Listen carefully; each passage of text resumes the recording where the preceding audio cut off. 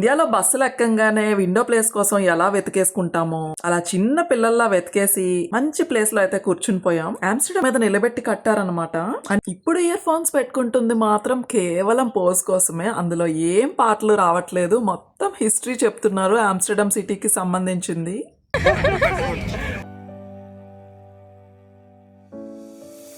మొదటి చాలా లో ఫ్లేమ్ లో స్లోగా కుక్ చేస్తారంట, రెండోసారి మాత్రం హై ఫ్లేమ్ లో క్రిస్పీగా ఫ్రై చేస్తారంట. ఏమో తిరిగి తిరిగి ఆకలిగా ఉండటం వల్ల ఏంటో తెలియదు కానీ ఫ్రైస్ అయినా అసలు ఇంత టేస్టీగా ఉన్నాయి అనిపించేలా ఉన్నాయి. మేము ట్రై చేసిన కొన్ని డిప్స్ లోని నాకైతే బాగా నచ్చింది ట్రఫుల్ది. మీరు కూడా ఒకసారి ఎప్పుడైనా ఇక్కడికి వచ్చినట్లయితే ట్రై చేయండి.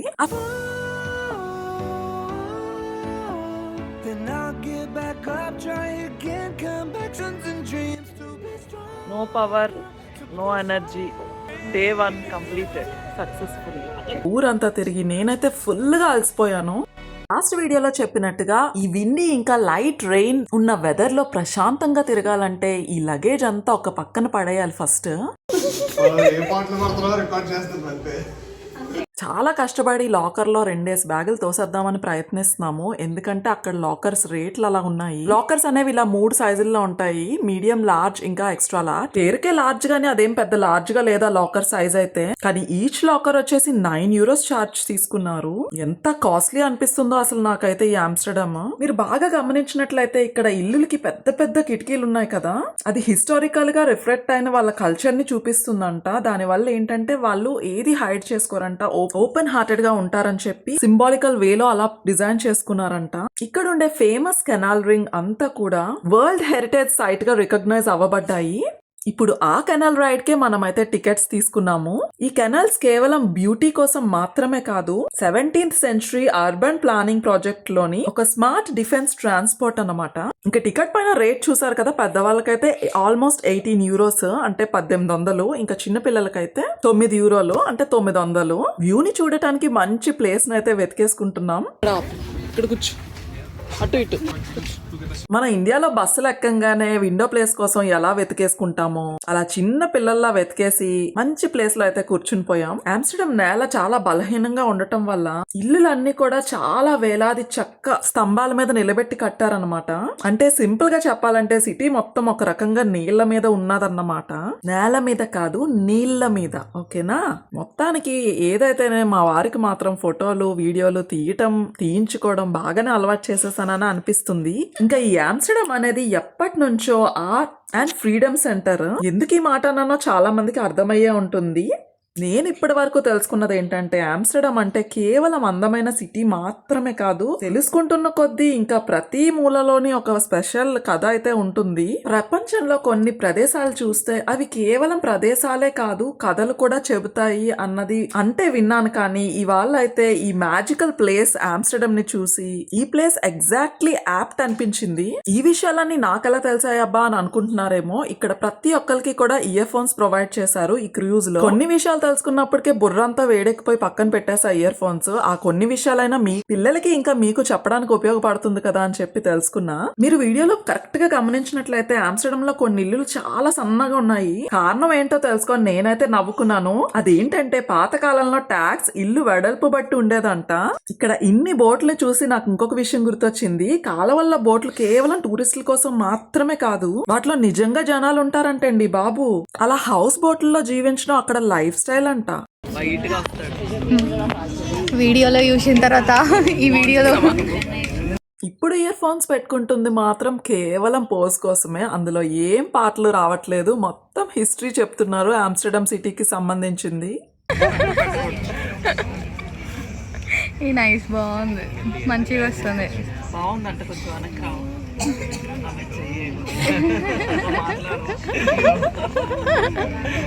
ఇలాంటి చిన్న చిన్న మూమెంట్స్ క్యాప్చర్ చేస్తుంటే భలే ఫన్నీ మెమరీస్ అయితే క్రియేట్ అవుతాయి.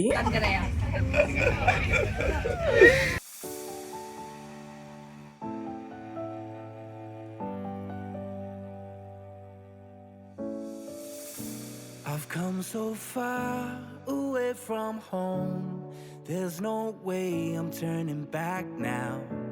My destination is unknown, so I'll keep pushing, never slow down.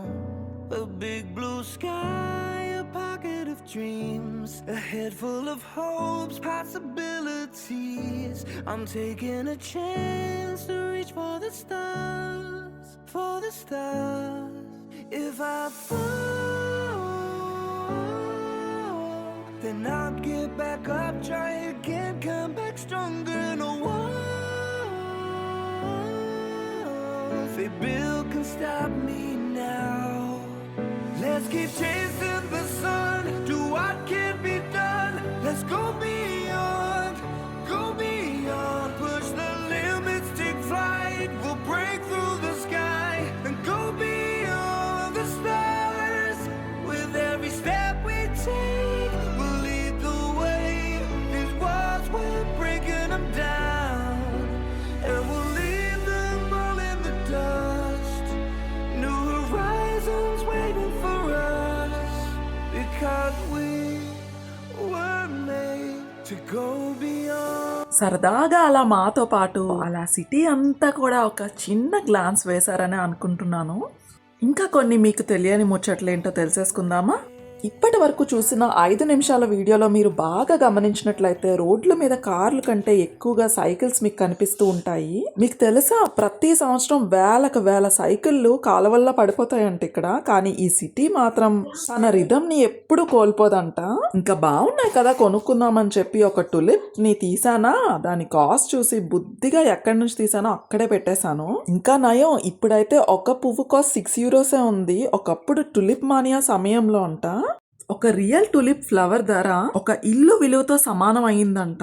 ఇక్కడ చాలా ఫేమస్ ఈ టాయ్స్. ఒక్కొక్క టాయ్ ధర మామూలుగా లేదు అసలు. అలాంటి ఘోరాలన్నీ చూసిన తర్వాత ఇక్కడ హోలాండ్ #1 టాప్ ఫ్రైస్ ని టేస్ట్ చేసేద్దామని వచ్చేసాము. ఇలా వెకేషన్ కి వెళ్ళేటప్పుడు ఖచ్చితంగా అక్కడ స్పెషల్ ఫుడ్ ని ట్రై చేయకుండా మాత్రం అస్సలే రాకూడదు. ఇక్కడ ఫ్రెంచ్ ఫ్రైస్ కెచప్ తో కాకుండా మైనస్ తో తింటారు. అదే ఇక్కడ చాలా ఫేమస్ అంట.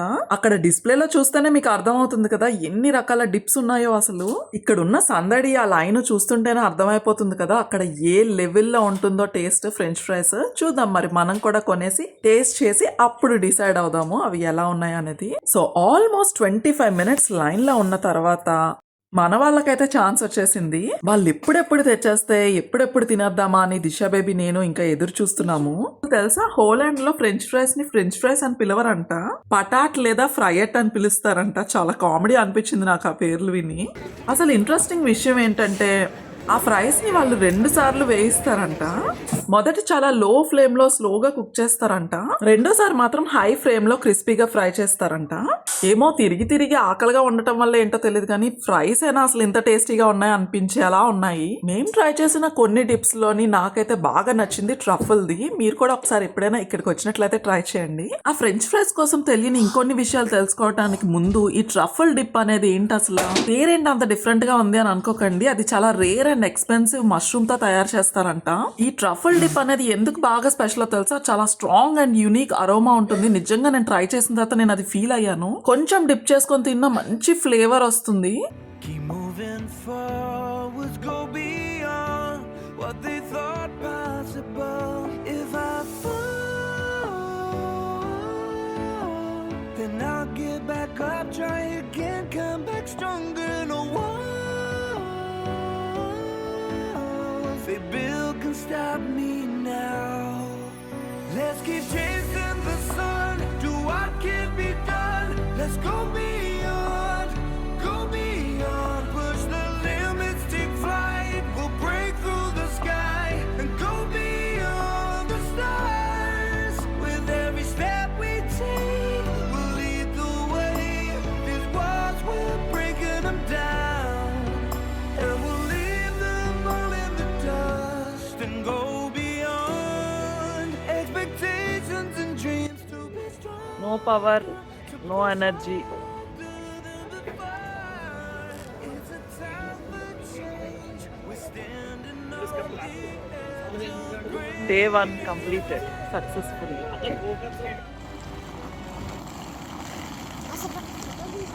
ఇంకా బాడీలో 1% కూడా పవర్ లేదు. ఇంకా రూమ్ కి వెళ్ళి అలా పడుకుని పోవాలనిపిస్తుంది.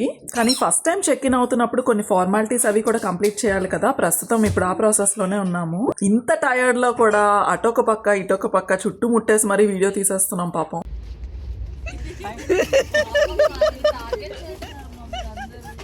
తీసుకోవచ్చు. అసలు ఇంత చీకట్లో వీడియో తీస్తేనే అంత క్యూట్గా పడుతున్నాయి ఆ ఇల్లులు.